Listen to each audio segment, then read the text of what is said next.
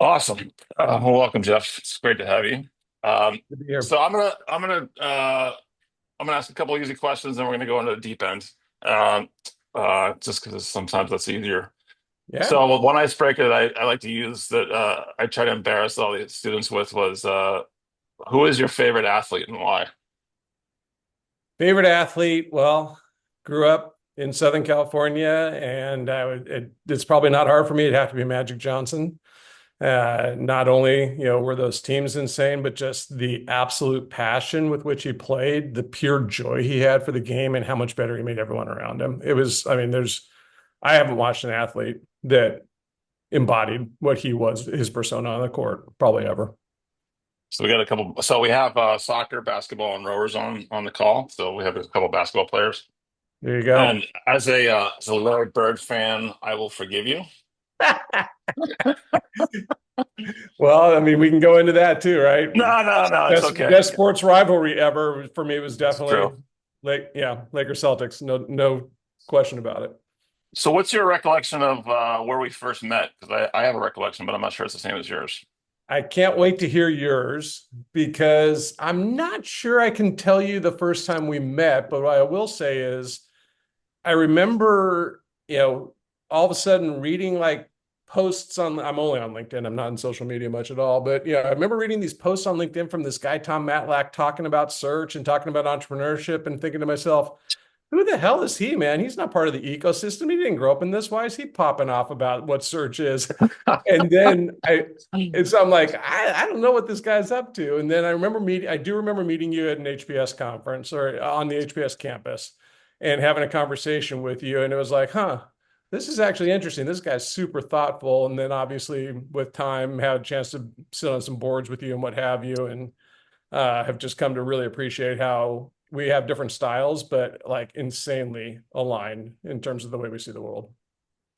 Yeah, that was my recollection too. I don't remember what we were talking about, but we were outside one of the sessions at HBS. Right. We may have been talking about I don't know, a deal where I was on the board, but you were an investor. I can't remember which one, but I do remember figuring out who you were. So I don't even know how long that go. That was probably 15 plus years ago, at least. Probably. Yeah, give or take. Yep.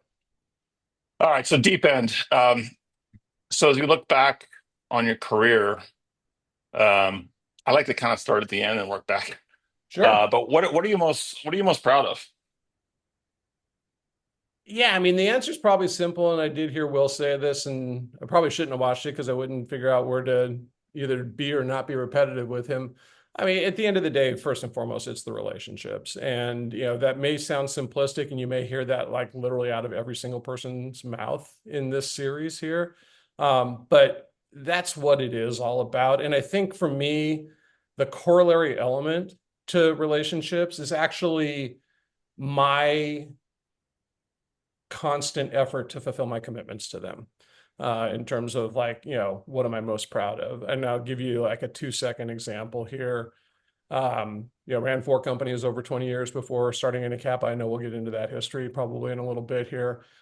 Second company I ran, we bought 4 businesses in 2 years. We put $150 million to work, 50 million of equity and 100 million of debt, and we lost all the equity.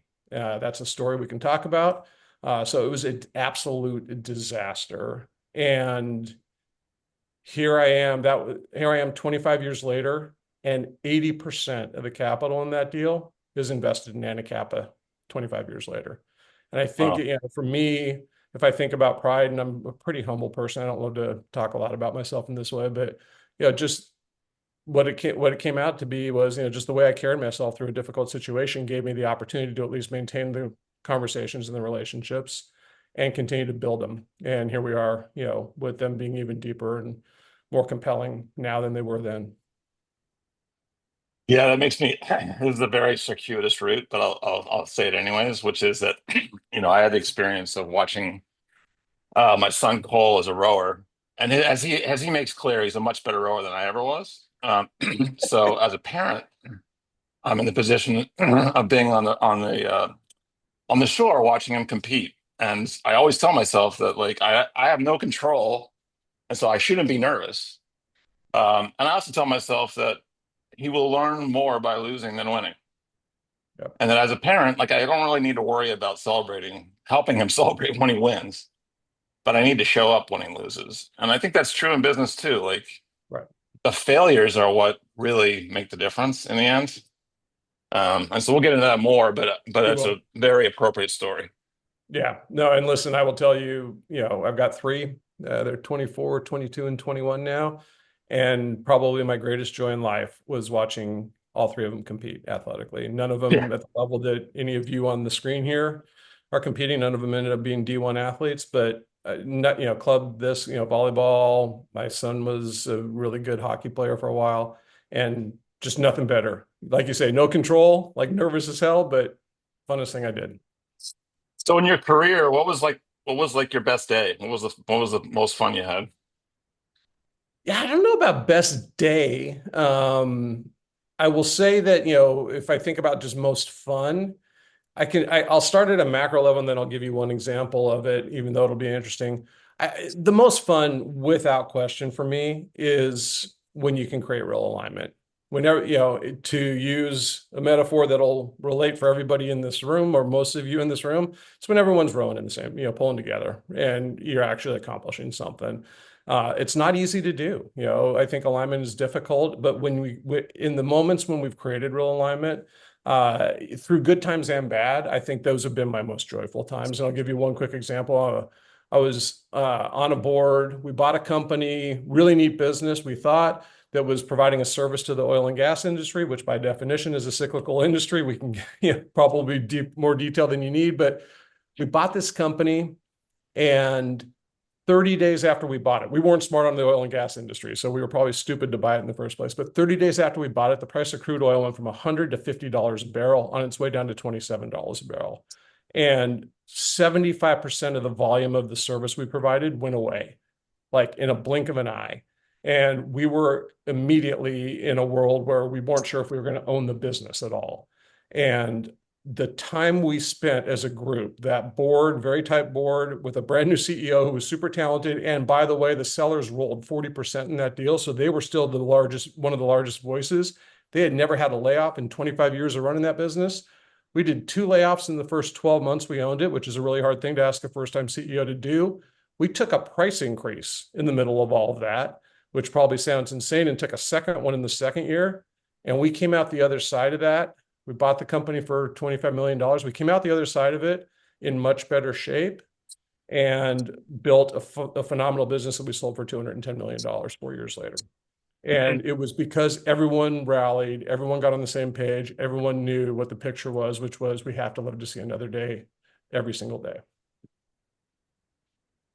So these guys have just done an exercise which I asked them to write down their strengths and weaknesses and then check with each other about what Yeah. whether they're being honest or not.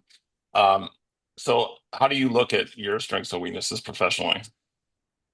Yeah, I think I'm an interesting paradox. I mean, I think most people that work with me, and you might say the same thing, having spent a lot of time with me in boardrooms, I am a rule follower by nature. And yet I have a very different lens on risk than most people personally, like the risks I'm willing to take, the bets I'm willing to make on myself than most people have. I know we'll talk about, how I got into search in a second, and it'll play out there for sure. So I think you have this sort of paradox of being a rule follower, but very open to risk. I'm also super clear in thought. I generally know exactly where I stand on issues, but I'm not confrontational. So I'm like really methodical when I actually work my way through conversations rather than just getting it out there and getting over. My wife hates it. My wife's Greek. Like when we disagree on something, she just wants to go. Let's go. Let's get this over with. Let's be done with it. And I'm like, no, I got to think. I got to make sure I don't say the wrong thing, what have you. So I think that's playing into both sides, strengths and weaknesses. I mean, at the end of the day, I'm really level-headed. I'm really resilient. I have this interesting balance of like appreciating structure, external structure imposed on me, but wanting to drive. And so therefore wanting what they would call self-structure. And on the flip side, I'm not creative at all. I score really low in creative. So I need to have people around me who are going to come up with interesting ideas that I wouldn't have thought of. And then I can, sort of stew on them and think, oh, that's actually pretty compelling. Let's give it a shot. I'm not gregarious by nature. I'm not a person that needs to know everybody in a room. I'd much rather find the three people I know and talk to them all night. So that's probably a weakness, particularly in certain settings. in the business world. And, probably, like I said earlier, I'm pretty clear in my thoughts, which means oftentimes I'm not as open, to new ideas as I should be. I'm just laughing because I feel like when we've worked together, we've complemented each other very well because I'm not really a rule follower. I'm a little bit creative and I'm definitely insane. So like, so between the two of us, But it was no, awesome, man. It was yeah, no, you I force just the wanted issue, and this. then I just sort of work my way through making sure it happens. So just for the class of the edification, one of the companies that Jeff and I have worked on the hardest is a company that we recently sold, which was a market research company that actually, interesting enough, is based in Israel, of all places. And we got into the company, I don't even know, 8 years ago, something, 7, 8 2019, years ago. right before COVID, Yeah, and then 2019. COVID crushed us, and we were stupid enough to take local debt on very onerous terms. And so there was, I don't know, 2, 3, 4 years where we didn't own anything. The bank owned the business. And like to Jeff's credit, I was kind of pounding the table, which is what I usually do. And Jeff was meeting with the CEO, every 2 weeks for the whole time. And wouldn't you know it, when we got to the other end of all that stuff, things did finally turn around and we were able to sell the business at a profit and make money, which was basically a miracle. But a Yeah, lot of it was like Jeff just being like steady, that structure, yeah, which really paid off. and it was the compliment, right? I mean, you were absolute about what needed to happen, and you were right, in terms of the direction of, hey, we've got to focus on cash, cash, cash. And then, me just sort of sitting behind it saying, okay, how are we going to do this? And, back to the relationship thing. You're right. I talked to that CEO every 2 weeks for 6 years that we owned that company. And when we sold it in February, he actually asked if we could keep the calls on the calendar, even though I have no Yeah, economic stake in the business anymore, and we still talk every 2 weeks. that's awesome. Conversations are different now, but that's just, I love it and I'm happy to do it. It's fun. Yeah. You're the good cop. I'm like so bad. I'm the bad cop. I don't know if I'm good. There are plenty of people that don't love my message, but I'll figure out how to deliver it slowly. All right, so let's go back to the start. Start with some Yep. easier stuff. Stanford band. Tell me what the hell is going on there. What the hell's going on with the Stanford band, or how the hell and Yeah, why? and what And was your role, and like how'd how that did I happen? become? Yeah. So, I mean, it's definitely, first of all, how the hell do you know? It's not something I ever talk about because there's probably a lot of people that are like, you were in the Stanford band, I'm done with you. That place is insane.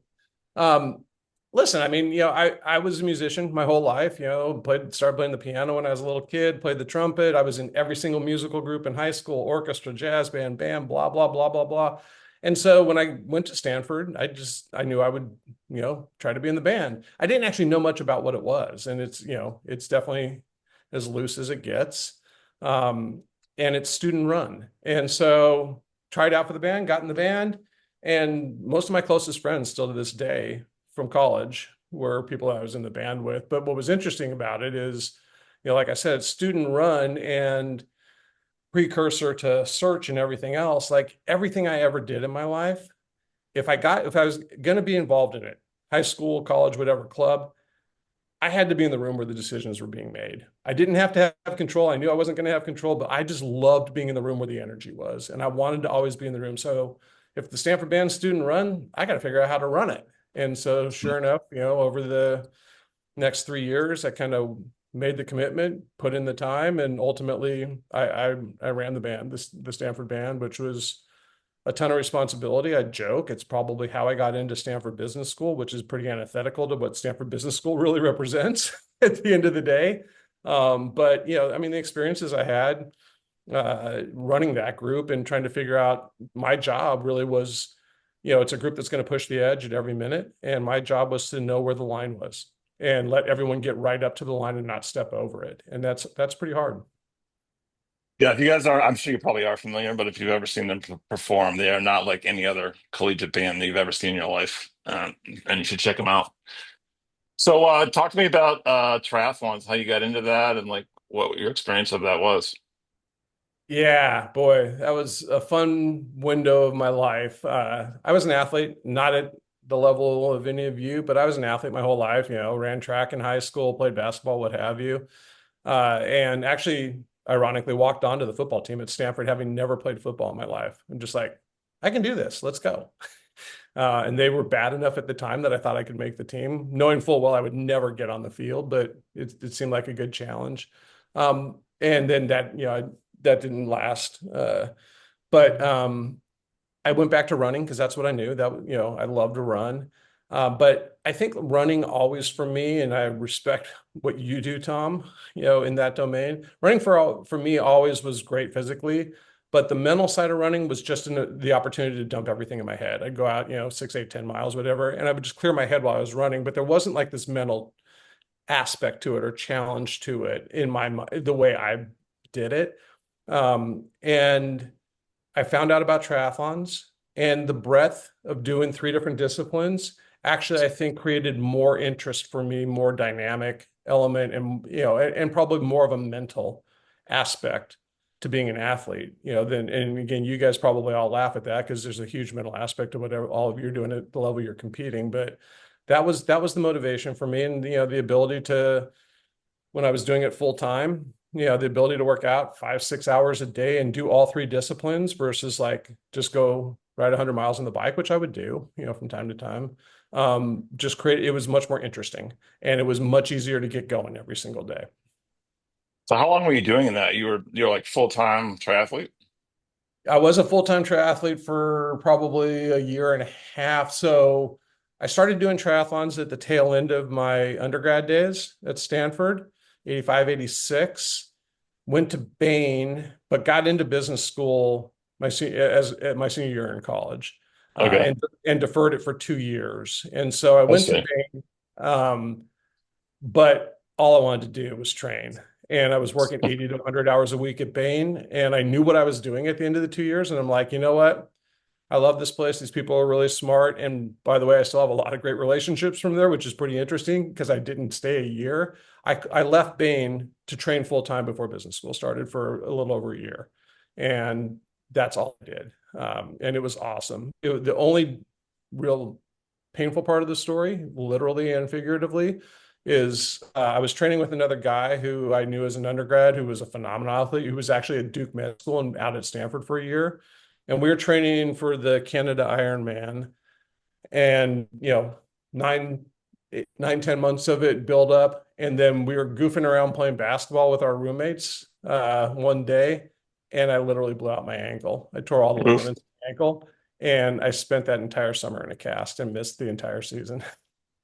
So I didn't know about the Bane piece. I'm sorry about blowing out your ankle. But just brings a thought to mind, which is, we talk a lot in this class about, you know, the consultants and the bankers are the ones who come to campus. What's your view on those as entry-level jobs? What's my view on those as entry level jobs? I think that consulting in particular, probably more than banking, my bias, subjective probably, is a really good place to pick up a lot, to learn a lot of skills and to get a breadth of understanding around a lot of concepts in business. I think you have to know why you're doing it though. Is this a stepping stone? What are you trying to get out of it? And this will ultimately like lead to a very macro level theme for me about life. Everything you're going to do for the next not only 2, 3 years, but 10 years and 20 years and then 40 years. You got to know what your why is. I think that's in it. And at your age, you're not going to know, and I didn't know at your age. But the more you know about why you want to do something, and we'll get into this with search, the better off you'll be at managing that situation. And I think I'll take it one step further because I heard when you were talking to Will, I think he made a suggestion around like understanding, finding good mentors, which I totally believe as well. But I think you need to know their why. So not only your why, but their why. Because the best mentors are going to be the people that have the whys, the motivations that you align with, that you want to emulate. And I think that those are the things that probably matter more than probably exactly where you land. I don't think you have to do consulting. I do think consulting is an interesting place, though. I enjoyed my time there, and I would go back there again if I was at that age. Let's pick up on that thread. So who are your key mentors early in your career? Well, I mean, ultimately the answer is really easy, but if you want to just start there for 1 second, my first boss at Bain, my first manager that I worked for was Meg Whitman, Wow. who ultimately ran eBay. I also worked for Kent Theory, who ran DaVita. He was one of my managers. I mean, this place was insane. Dick Boyce was one of the partners I worked for who ran Pepsi. Tom Tierney and John Donahoe both ran Bain. I mean, these are all people I worked for in literally the 12 months I was there. So, Wow. those were people that I got a chance to watch and probably pick up a lot from, even if I wasn't smart enough at 22 to know exactly what I was absorbing. I was able to reflect later. But when all is said and done, I mean, the answer is incredible from a professional standpoint, not a personal standpoint. I mean, my mentor is Irv Grousbeck, period, end of Mhm. story. Irv is Mhm. the individual who conceived of the search fund model, took me under his wing. He decided over an extended period of time that he thought I could do this and was willing to make the bet on me and has been my mentor for the last 35 years and has had a bigger impact on me than anybody probably other than my parents and maybe my wife. And so on a personal level, my mentor or role model without question is my parents. They're both high school teachers and they just taught me the importance of responsibility to others. So let's talk about search. So what was attractive to you? What do you love about it? Kind of just tell me in Yeah. general, like what it is that motivated you to get involved in search. Yes, I couldn't have articulated. So I was 26 when I graduated from the GSB. I was a kid. And there's no way I could have articulated it at the time, even though I now can tell you definitively. And it was true at that moment. When I was in Irv's entrepreneurship class, and he literally said, you don't have to have any money, you don't have to have an idea, and you don't have to have any experience to be an entrepreneur. But if you don't have those things, you probably need to think about how to navigate the world without them. And I'm like, I now know why I came here. This is me. I don't have any of those things and I'm all in. And I could not believe that he would make that. He would consider making that bet on someone without those things, right? But his whole construct was let's build a frame. He had built it himself, but let's build a framework to manage the risk and the lack of experience of young, talented people. And that's what search is all about at the end of the day. And I couldn't believe, honestly, that someone might be willing to give me that shot. But back to what I said earlier, I always knew that I wanted to be in the room where the decisions were being made. I didn't have to have the title, it wasn't a status thing, what have you. I just loved that. And I love moving things forward. I'm not a 0 to 1 person. I know that well. I said earlier, I'm not creative, so I'm not a startup guy by definition. But I love making improvements in things, progressing things, whether it's, B to C, C to D, whatever it is and that's what this opportunity afforded me. So it was all about just an absolute desire to get up every day, solve problems, make things better. And I think that means be an operator. And I think if you look at my generation, first 10 years there were 10 of us, one a year. All of us were pure play operators. All of us, did we want to make money? Sure. Was that the driving force behind it? No. Was the title the driving force behind it being a CEO? No. We all wanted to run something. And if you look at that generation, 9 of the 10 of us bought a company. And if you look at those, and I'll miss somebody here, but I ran 4 companies over 20 years before I started Anacapa. David Dutson ran 3 companies. Jim Southern ran 3 companies. Kirk and Jamie, who were the first funded search, ran their business for 20 years. Peter Kelly ran Pacific Pulmonary for 14 years. Kevin Tweel is still running Assurion 30 years later, and Carol Moriarty is still running Carillon 32 years later. All of us, it wasn't like verbiage, like we're saying, I want to be an operator. All of us, that's all we either found a way to stay in one thing or we kept going back to it over and over and over again. And I think we knew our why, even if we couldn't articulate it. So maybe let's talk about the first one. So what was the first business you bought? What did you find when you got there, and like how did it turn out? All right. So I will tell you what the first business is I bought, but I got back up and tell a story. So when I started, my generation, so search, basic idea was find industries that fit all these character traits that Irv was talking about of recurring revenue, low capital intensity, or, geographic fragmentation, blah, blah, blah, blah, blah. We didn't have the internet, literally. in 1990. So we couldn't just like run a Google search and come up with something and then go build a list of all the companies that were out there and go see who would answer our emails, what have you. We didn't have email, we didn't have the internet. So all of us sat and just like painstakingly would grind our way through reading stuff in libraries to find industries that sounded like what Irv was talking about. So I literally spent a month flipping pages in SIC codes in a book, which are just names of industries, and thinking, does that sound like what Irv's saying? Does that sound like what Irv's saying? And I got so lost in just staring at pages of words for 30 days before I went to meet with him. And I came up with three industries that I thought actually sounded like what he was talking about. And so I prepare myself and I go sit down with Irv and I'm like, hey, okay, these are the three things that I think sound right. And the first one was actually business record storage, and this is before Iron Mountain was a thing. You know, they existed, but they weren't big. So, and he said, "Yeah, that's a good business. I know a little bit about that." Second one was actually something none of you will even know what it is. It was home delivered bottled water back in the day of like, you know, the 5 gallon jugs that people would put in their house to have fresh water every day. But there were only like 20, 30 companies in the country that did that. And the third one was cable television. And I'm sitting in Irv's office trying to explain to him why I think cable television is a good business. And I'd gotten so deep in this research for 30 days that I had forgotten that he made $1 billion building the third largest cable company in the country. I just totally had blanked on it. So he starts asking me questions in a very polite way to help trigger my memory that he knows a little bit about this space. And I'm like, in the middle of the conversation, oh crap. And I had to figure out how to pivot the conversation from, is this a good business, to, would you be willing to put more money into this industry? Yeah, it's Painful. hilarious. That's hilarious. So what So, was the first business that you first deal bought? was cable. So first, yeah, we bought cable systems, nationwide search, you know, made offers on systems in Sacramento, East Lansing, Michigan, South Carolina, Tennessee, and then completely randomly ended up buying a string of systems serving smaller markets 10 minutes from my house in the Bay Area. We had Oh, Portola Valley and Woodside and a bunch of little towns that the big companies that had not bothered to build. and so what did you buy it for and what did you sell it for? Yeah, bought it in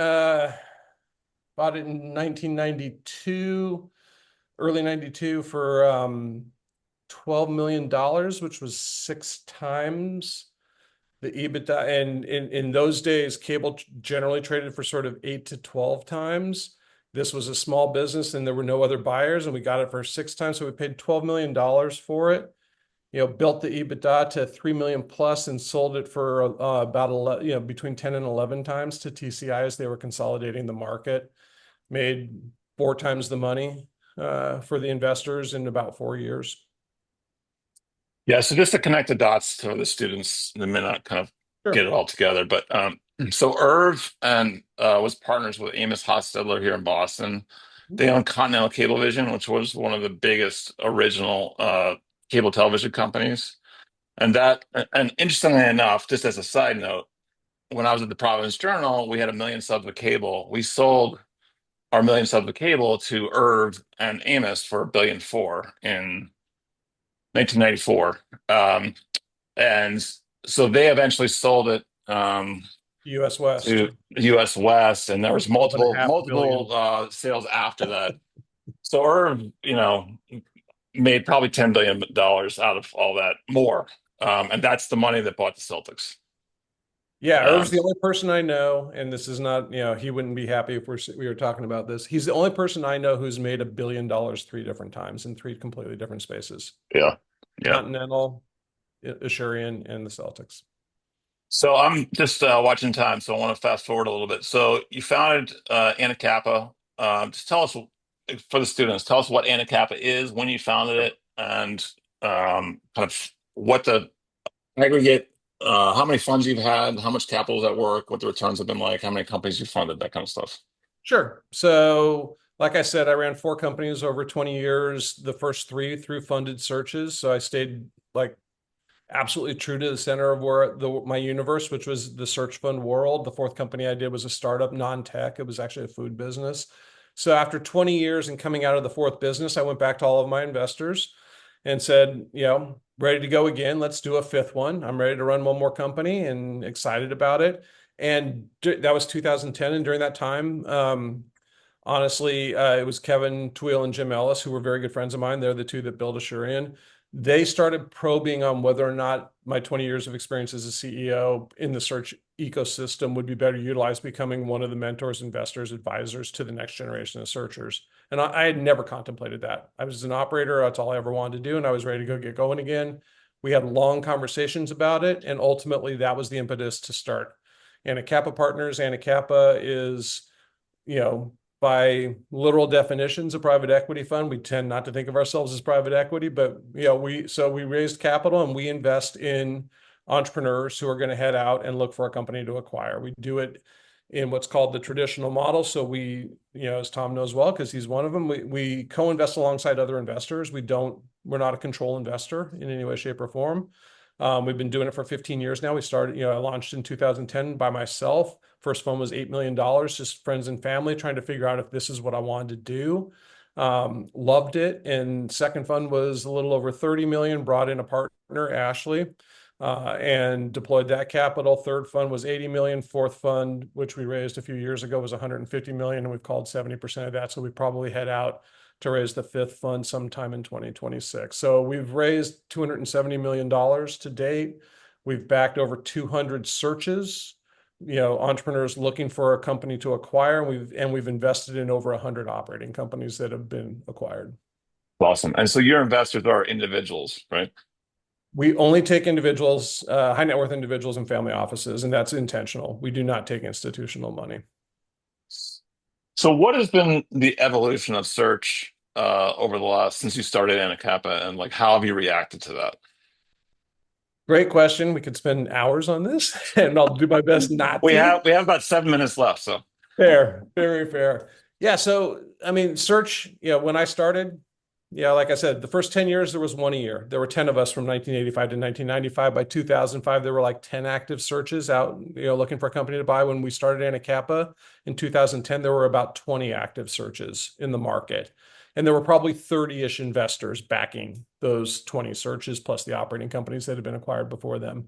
Today, 15 years later, there's probably 250 to 300 active searches in the US alone. These are looking for a company, not operating companies, and another, but maybe 200 internationally. So there's probably 450 to 500 active searches globally right now.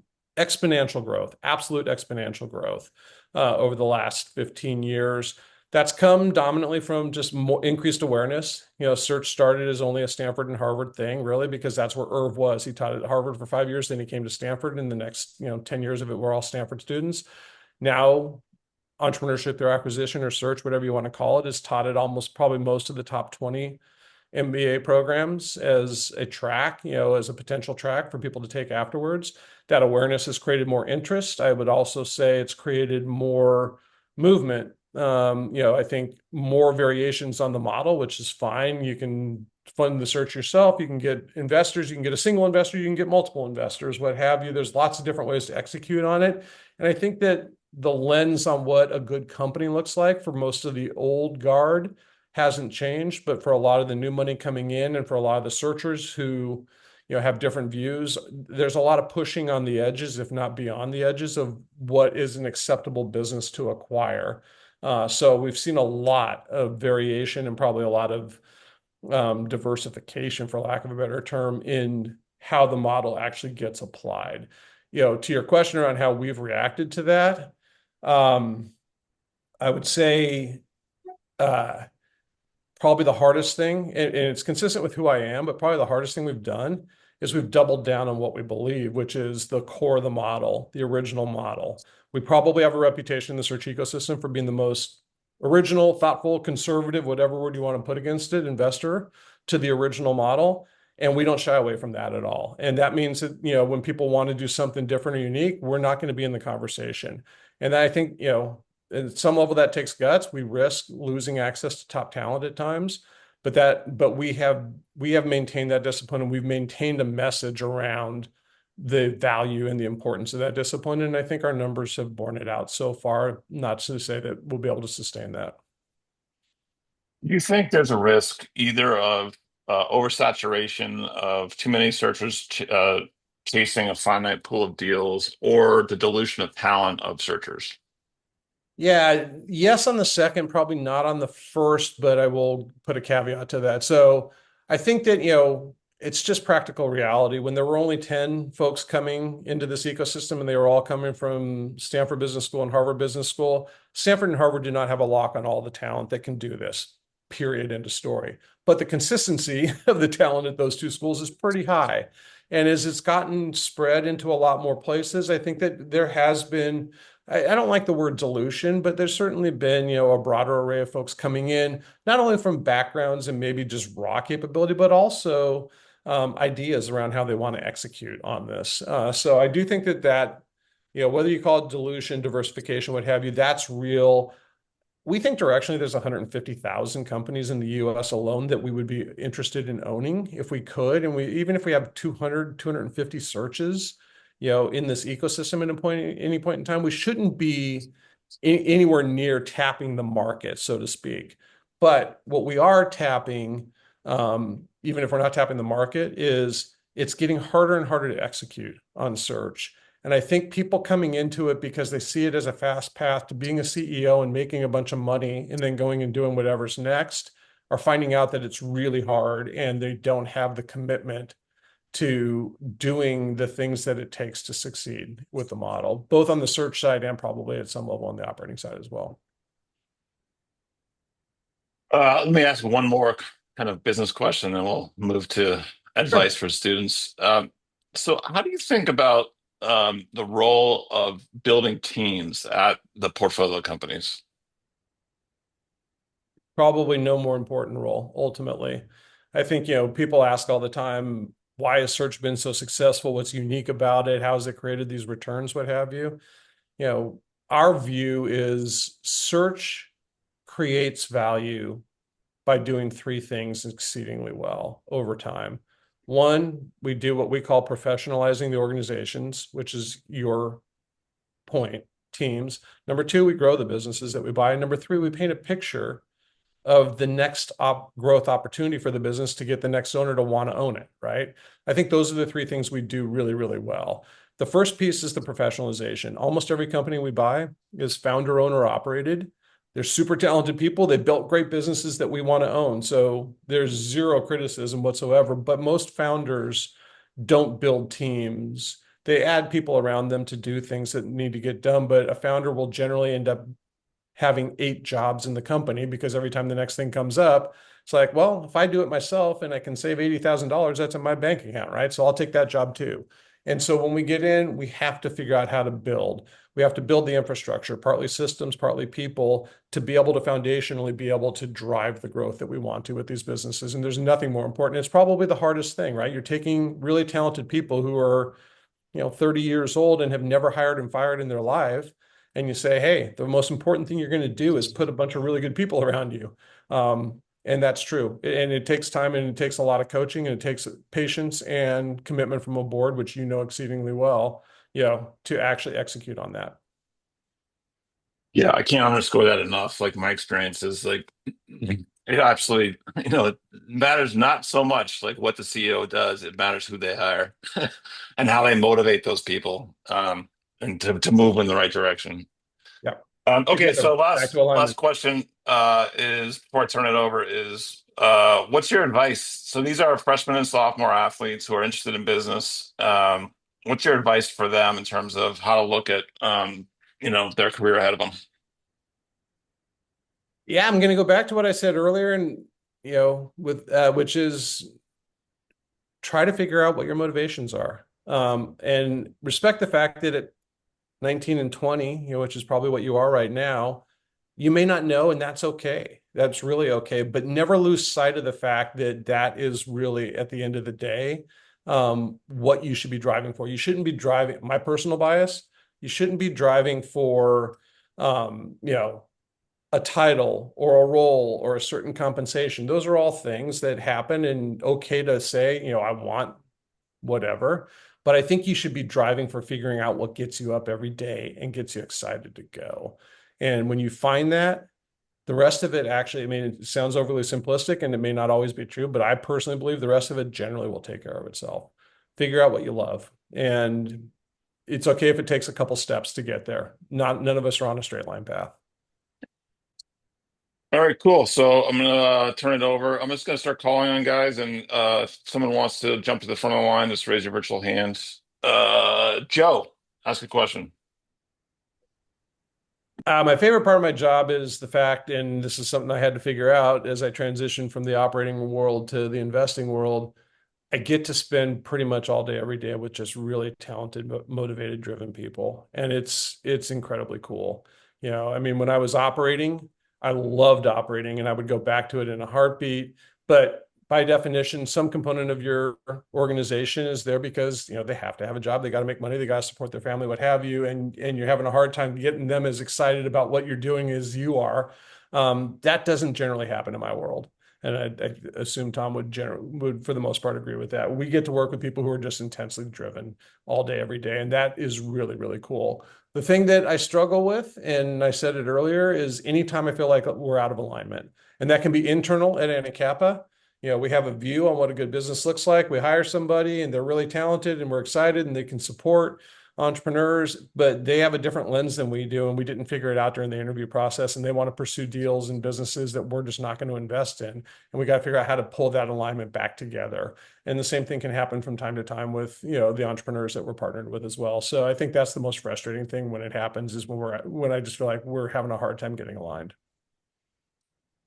Quentin.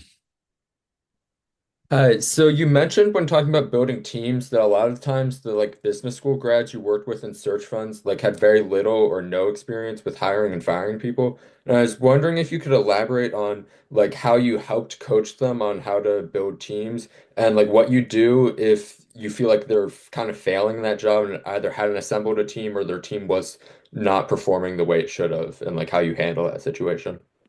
Boy, that's a great question. I think, in terms of what we do to try to help folks who just haven't done it, and we assume that almost everyone we're involved with hasn't done much, if any, of that work in the past, is, try to put some structure around it. So we try to encourage them to use some systems, whether it's, things like top grading or other systems that you might learn about with Tom over time that are driven to try to find the elements of an individual that's applying for a job that are going to be the best fit with the role.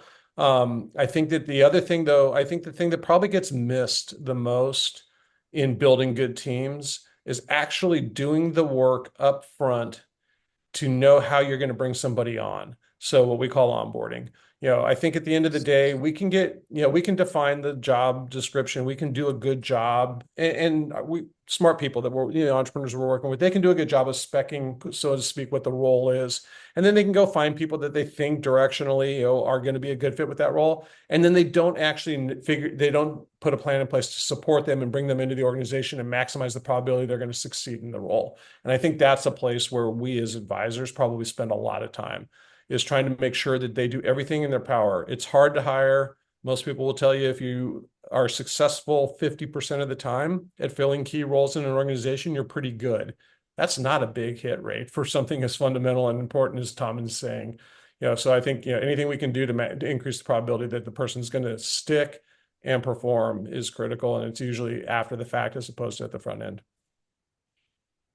Great question. I don't know how well I knew at your age, but I will say this. I was a psychology major as an undergrad at Stanford, and that was actually pretty intentional, which is remarkable for a 19 or 20-year-old, I would say. I'm giving myself more credit than I deserve. But, I could have majored in econ. I could have majored in all these different things. At that time, I wasn't even sure I was heading into business.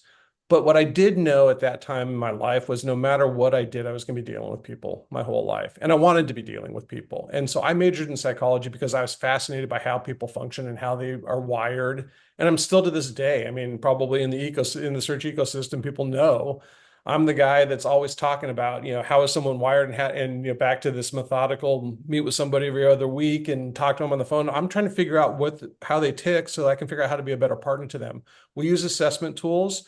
We don't use them for decision-making purposes. We only use them after we commit to somebody so we can learn as much as possible about them to figure out how to be a good partner to them.